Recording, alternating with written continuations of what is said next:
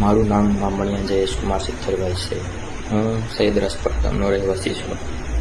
સૈયદ રાજપરાના દરિયા કિનારે આવેલી સુરક્ષા દિવાલ તોકતે વાવાઝોડા દરમિયાન ધરાશાયી થયેલી હતી. તે સમયે દિવાલ ધરાશાયી થઈ તે સમયે આસપાસ રહેતા 7 થી 8 પરિવારોના મકાન પણ ધરાશાયી થયેલા હતા, જેથી આસપાસ રહેતા પરિવારોએ મોટું આર્થિક નુકસાન સહન કરવું પડ્યું હતું.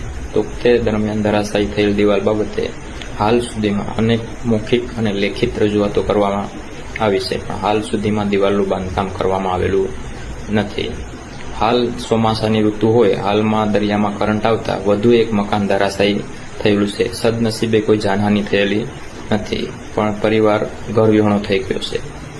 તો સરકારશ્રીને અમારી આટલી જ રજૂઆત છે કે જે તે વિભાગમાં જે પણ કામગીરી બાકી હોય એ તાત્કાલિક પૂર્ણ કરી ટેન્ડર પ્રક્રિયા કરી દિવાલનું બાંધકામ શરૂ કરવામાં આવે.